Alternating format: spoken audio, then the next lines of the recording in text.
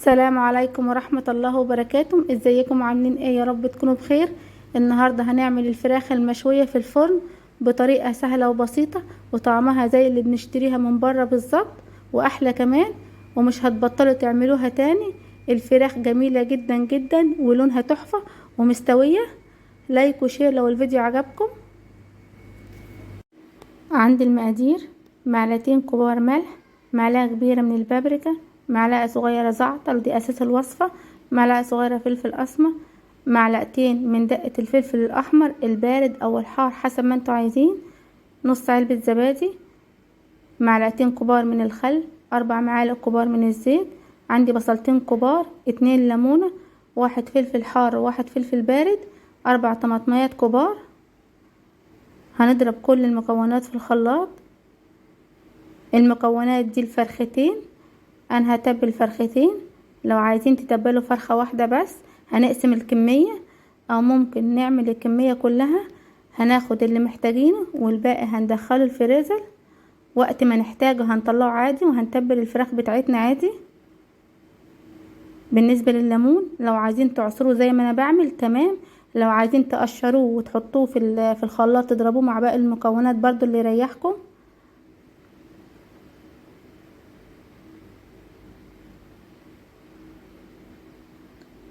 هضيف التوابل ونص علبة الزبادي. الزبادي بتطر الفراخ معانا، انا هضيف نص العلبة بس.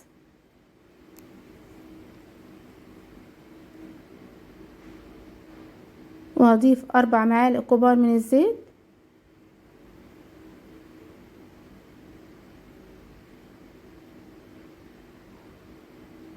ومعلقتين كبار من الخل،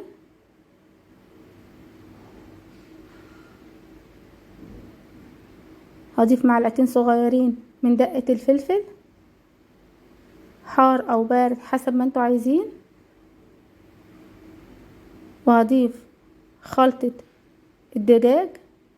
الخلطة دي بتودي الفراخ في حتة تانية خالص، جميلة جدا ما شاء الله، انا بستخدمها في كل المشاوي. وهضيف نص كوباية من المية علشان تسهل ان كل المكونات تتضرب في الخلاط بكل سهولة. ده شكل القوام بعد ما ضربته في الخلاط. عندي الفراخ دي الواحدة كيلو ونص، لو اقل يبقى احسن. اهم حاجة ان احنا منكبرش اكتر من كده. انا غسلتها غسلة كويسة ونقعتها في ملح وخل ليمون. هنزل بالخلطة على الفراخ،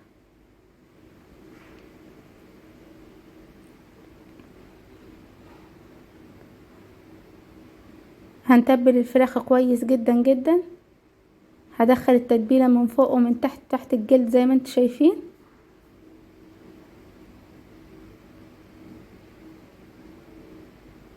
اهم حاجة ان احنا نتبل الفراخ كويس جدا عشان كل الفراخ تتبل من نفس التتبيلة زي ما انتوا شايفين. الفراخ جهزت معانا، انا هغطيها دلوقتي وهدخلها التلاجة لمدة 6 ساعات او 3 ساعات حسب ما انتوا عايزين. انا سبت الفراخ في التلاجة لمدة 6 ساعات، لو مستعجلين عليها يبقى هنسيبها 3 ساعات. اهم حاجة ما يكونش اقل من كده، وكل ما بتكون في التتبيلة المدة اطول كل ما هيكون طعمها اجمل واحلى. عندي الصينية، عندي ازازتين حاطة فيهم مية عادية من الحنفية. اهم حاجة ان احنا منملاش الازايز او من المية، هنسيب تلتها فاضي بالشكل اللي انتوا شايفينه ده. لو مش موجودة عندكم الازايز دي هنستخدم الازازة بتاعت البيبسي العادية اللي انتوا شايفينها دي. هحط الفراخ دلوقتي،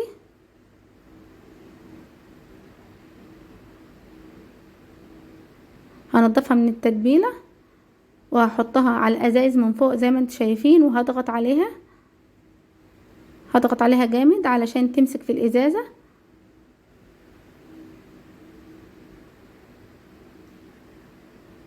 وهضيف الفرخة التانية بنفس الطريقة برضو، هضغط عليها كويس علشان تمسك كويس في الازازة.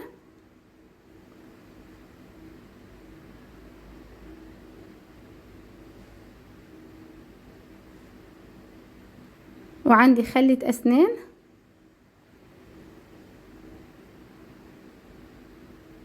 هحطها في الاجنحة زي ما انتم شايفين علشان لما تستوي يبقى شكل الفراخ جميل معانا.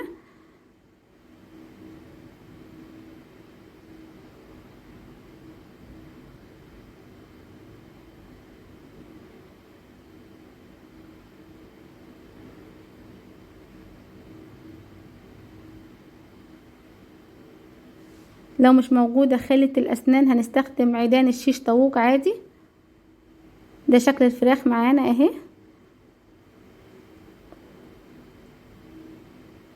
هركنها على جنب. وعندي باقي التتبيلة بتاعتنا. عندي الخضار بطاطس وجزر او اي نوع خضار انتوا حابينه. اهم حاجة يكون السمك بتاعهم يكون كبير شوية علشان يستحمل السوا في الفرن. هنقلبهم كويس جدا في التتبيلة بتاعتنا زي ما انتوا شايفين. وهضيف طماطم، بصل، فلفل، ده حسب الرغبة، ممكن تستغنى عنهم خالص، بس بصراحة بيودوا البطاطس في حتة تانية خالص. هنقلب كل الخضار مع بعض في التتبيلة زي ما انتوا شايفين. وهضيفهم في الصينية من تحت. هضيف الخضار في الصينية من تحت زي ما انتوا شايفين.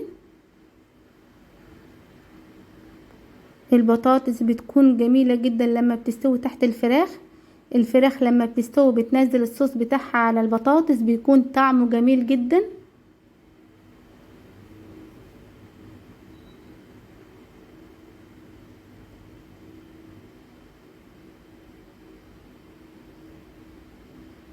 انا ضفت الخضار في الصينية زي ما انتوا شايفين.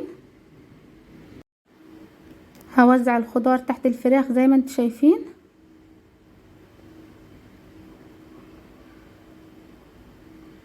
انا بحب جدا البطاطس اللي بتستوي تحت الفراخ، بجد بتكون جميلة.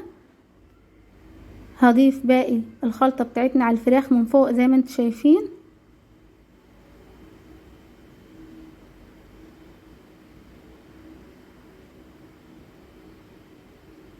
ده شكل الفراخ معانا جميلة جدا ما شاء الله وريحتها تحفة. هضيف كوب من المية المغلية.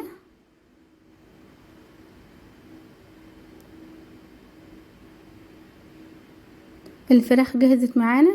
بالنسبة لطريقة التسوية انا مولعة الفرن بقالها نص ساعة على درجة حرارة 210. انا هدخل الفراخ في الفرن على اول رف في الفرن على درجة حرارة 210. هتاخد ساعة الا ربع الاول بدون تشغيل مروحة. انا حطيت الفراخ على اول رف في الفرن لمدة ساعة الا ربع على درجة حرارة 210. هتاخد ساعة الا ربع بالظبط. وبعدين هنقلل الحرارة هتبقى 170 وهنشغل المروحة. هتاخد ساعة الا ربع كمان. وبعد كده هنشيل الشبكة خالص وهحط الفراخ على الصاج علشان البطاطس تتشرب كويس وتستوي معانا، والفراخ كمان تزيد استواء اكتر وتاخد لون اجمل. دي شكل الفراخ معانا بعد ما استوت، جميلة جدا وريحتها قلب المكان، بسم الله ما شاء الله. انا حطيتها على الصاج زي ما انا قلت لكم. خدت نص ساعة بالظبط لحد ما البطاطس اتشربت كويس جدا واستوت، والفراخ خدت اللون الجميل اللي حضراتكم شايفينه ده. الفراخ جميلة جدا ما شاء الله وما خدتش اي وقت معانا خالص في الفرن. الفراخ جهزت معانا زي ما انتم شايفين وطلعت باللون الحلو اللي حضراتكم شايفينه ده. الفراخ جميلة جدا وما خدتش اي وقت معانا خالص في الفرن، والبطاطس جميلة جدا وطعمها رهيب، مش قادرة اوصف لكم، مستوية جدا ودايبة دوب، والفراخ جميلة جدا ما شاء الله. هوريها لكم دلوقتي وهوريكم ازاي الفراخ مستوية. انا عملت جنب الفراخ والبطاطس رز بسمتي. لو عايزين طريقة الرز البسمتي اكتبوا في الكومنتات.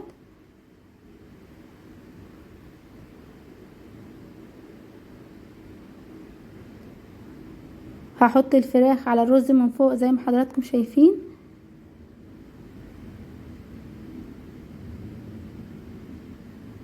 الرز البسمتي خطير جدا وطعمه جميل جدا ومفلفل.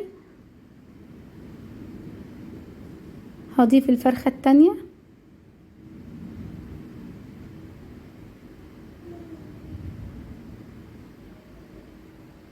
شكل الفراخ معانا اهو جميلة جدا ما شاء الله. هشيل خلة الاسنان زي ما انتم شايفين.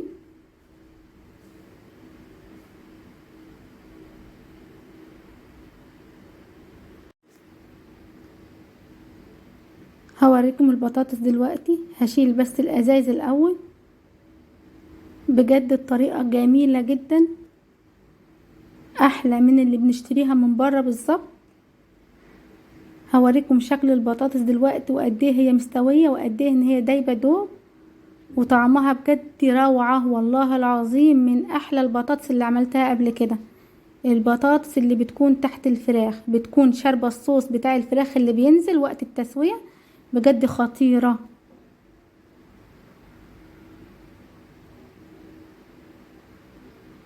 ده شكل البطاطس.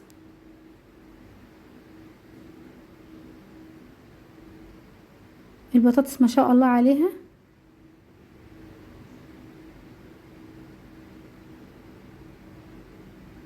هحط معاها شوية رز بسمتي كده زي ما انتم شايفين، جميلة جدا. هوريكم شكل الفراخ دلوقتي قد ايه هي مستوية ودايبة دوب. والله العظيم الفراخ كانت مستوية لطريقة مش قادرة اوصف لكم. انا طبعا مش عارفة اقطعها بايدي علشان الفراخ سخنة جامد، فبقطعها بالمقص زي ما انتم شايفين. شايفين الفراخ عاملة ازاي ومستوية ازاي ودايبة دوب. جربوها بنفس الطريقة وان شاء الله هتعجبكم. اهم حاجة ان انتوا تمشوا على نفس المقادير والخطوات، وان شاء الله هتاكلوا احلى فراخ مشوية، احلى من اللي بنشتريها من بره. جربوا طريقة الفراخ وبجد هتعجبكم، ومش هتبطلوا تعملوها تاني، ومش هتشتروها من بره تاني. الفراخ جميلة جدا ما شاء الله، وواخدة اللون الجميل اللي حضراتكم شايفينه ده. والبطاطس جميلة جدا وبتدوب دوب زي ما انتم شايفين، وطعمها خطير. وبكده فيديو النهاردة يكون خلص معانا، والسلام عليكم ورحمة الله وبركاته.